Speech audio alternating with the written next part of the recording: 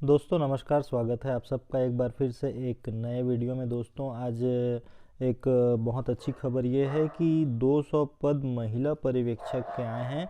महिलाओं के लिए बहुत ही सुनहरा अवसर है। जो भी महिला अभ्यर्थी इस वीडियो को देख रही हैं या हमारे साथ जुड़ी हुई हैं, उनसे मेरा निवेदन है कि जल्द से जल्द अपनी तैयारियों को प्रारंभ कर दें।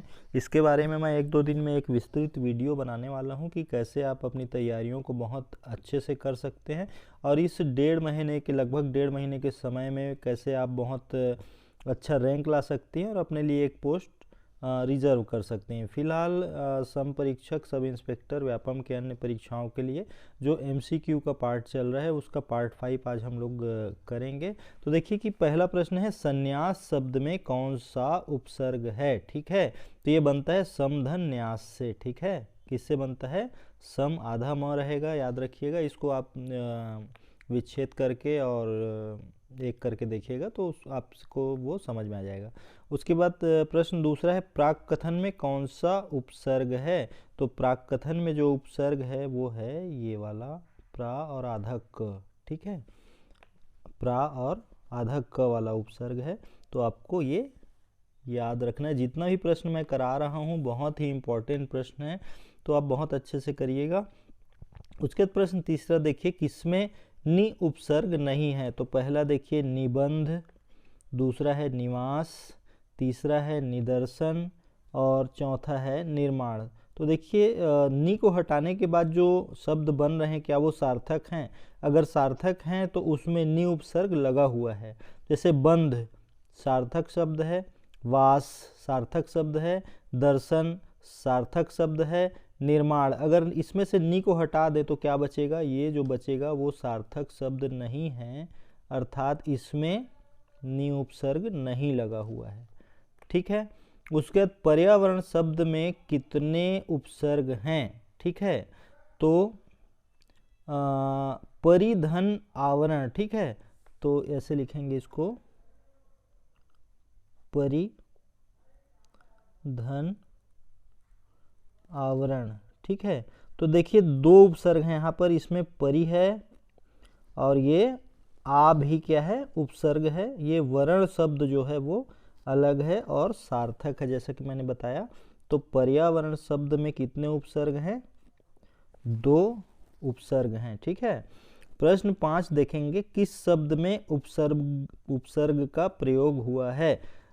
ये देखिए उपकार, दूसरा देखेंगे पढ़ाई, तीसरा देखेंगे अपनापन और चौथा देखेंगे लाभदायक।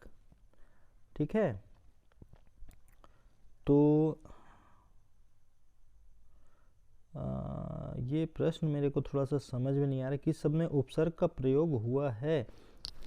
चलिए ये प्रश्न को अभी थोड़ा सा स्किप करते हैं, अगले इसमें मैं इसको क्लियर करूंगा। थोड़ा सा मैं इसमें कंफ्यूज हो रहा हूँ। ठीक है, क्योंकि समय की कमी है। मेरा ये टारगेट होता है कि 6-7 मिनट में मैं एक 20 प्रश्नों का आपको जो कवरेज है वो कर दूँ। ठीक है, प्रश्न 6 देखेंगे, साहित्यिक में कौन सा प्रत्यय है। तो साहित्यिक में इक प्रत्यय है। ठीक है, साहित्य धन इक बराबर साहित्यिक। ठीक है, 7वां है, अनुकरणीय में लगा हुआ है। तो अनु नहीं लगा हुआ है, करण ई या ई। ठीक है, तो अनुकरणीय का विच्छेद करेंगे तो बड़ा वाला ई इसलिए क्योंकि यहाँ पर कौन सा है? बड़ा वाला ई लगा हुआ है। ठीक है, प्रश्न 8 देखेंगे, व्युत्पत्ति के आधार पर धातु कितने प्रकार की होती है। तो व्युत्पत्ति के आधार पर धातु जो होती है वो 2 प्रकार की होती है, मूल और यौगिक। मूल धातु और यौगिक धातु, इसको याद रखेंगे, ये आएगा। ठीक है, उसके बाद 9वां देखेंगे, हिंदी में व्यंजन वर्णों की संख्या कितनी है। तो आपको याद रखना है 33 है। कितनी है? 33 है। इसमें कंफ्यूज मत होइएगा, इस अंक को बहुत अच्छे से याद करेंगे, बार बार पूछा जाता है। रचना के आधार पर वाक्य के कितने प्रकार होते हैं। तो रचना के आधार पर वाक्य के 3 प्रकार होते हैं, सरल, संयुक्त और मिश्र। ठीक है, क्लियर है। 11वां देखेंगे, प्रयोग के आधार पर समास के कितने भेद होते हैं। वैसे तो दोस्तों समास के 6 भेद होते हैं, लेकिन जब पूछ दे प्रयोग के आधार पर, ठीक है, किसके आधार पर? प्रयोग के आधार पर, तो समास की संख्या 4 होती है।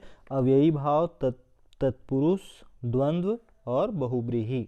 ठीक है, ये आप याद रखेंगे, आने वाले प्रश्न में आपको आने वाली परीक्षाओं में देखने को मिलेगा।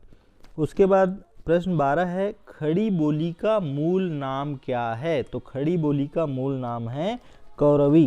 क्या है? कौरवी। बर्बर का विलोम शब्द क्या है? तो सबसे पहले तो ये देखना है कि बर्बर का अर्थ क्या होता है। बर्बर का अर्थ ये होता है कि जो असभ्य हो। ठीक है, असभ्य क्या पर्यायवाची है, तो बर्बर का जो उल्टा है वो क्या होगा? सभ्य होगा। ठीक है, उसके बाद स्मरण का विलोम अस्मरण, अनुसरण, विस्मरण। ठीक है, क्या होगा? विस्मरण होगा। ठीक है, उसके बाद 15 नंबर देखेंगे, न्यून शब्द का सही विलोम क्या है? तो न्यून का सही विलोम अधिक होता है। ठीक है, इसमें भटकने की जरूरत नहीं, बहुत बेसिक है। न्यून का सही विलोम क्या होता है? अधिक होता है। प्रश्न 16, भरत मुनि ने स्थायी भाव की संख्या कितनी मानी है? तो भरत मुनि ने स्थायी भाव की संख्या 8 मानी है। ये सारे प्रश्न जो मैं आपको करा रहा हूँ बहुत ही इम्पॉर्टेंट प्रश्न है, इसीलिए मैं उसको अपने 20 प्रश्नों के उसमें स्थान देता हूँ, आपको ये समझ जाना चाहिए। ठीक है, उसके बाद प्रश्न नंबर 17 देखेंगे, रस के संस्थापक आचार्य कौन है? तो रस के संस्थापक आचार्य कौन है? भरत मुनि है। कौन है? भरत मुनि। काव्य में कितने रस हैं? तो काव्य में 9 रस होते हैं। इसको मैं एक वीडियो रस के ऊपर डालूंगा तो वो क्लियर हो जाएगा। ठीक है, बाकी अगर आपके पास अभी समय है और आपको लगता है कि बेसिक चैप्टर जो मैं एक वीडियो बनाया था दोस्तों, जिसमें बताया था कि किस चैप्टर से कितने प्रश्न आएंगे, उसको आप जरूर देखिएगा। और वो सारे चैप्टर जब हो जाएंगे तो आप रस छंद अलंकार भी जरूर करिए। ठीक है, क्योंकि समय बढ़ा हुआ है तो थोड़ा सा लगता है कि कंपटीशन भी थोड़ा आगे जाएगा। रस के कितने अंग होते हैं? तो रस के 4 अंग होते हैं। कौन कौन से होते हैं वो एक वीडियो कवर कर दूंगा मैं आपके लिए। उसके बाद 20वां है, रस के अवयवों की संख्या कितनी है? तो 4 है। ठीक है, रस के अंग भी 4 हैं और अवयव भी 4 हैं। वो कौन कौन से हैं, कैसे होते हैं, ये सारी चीज़ें मैं आपको बताऊंगा। दोस्तों, मैं आपके लिए, मेरा उद्देश्य केवल ये है कि आप एग्ज़ाम में ज़्यादा से ज़्यादा अंक लाएं, ज़्यादा अच्छे से अच्छा आपका रैंक बने, आप टॉप करें, टॉप 10 में स्थान बनाएं। अगर आपको मेरा प्रयास अच्छा लग रहा है तो आप मेरे वीडियोस को, मेरे चैनल को सब्सक्राइब कर लीजिए। आने वाले वीडियोस आपको समय में अवेलेबल हो पाएंगे। फ़िलहाल के लिए आप इस वीडियो में बने रहे, इसके लिए आपका बहुत बहुत धन्यवाद।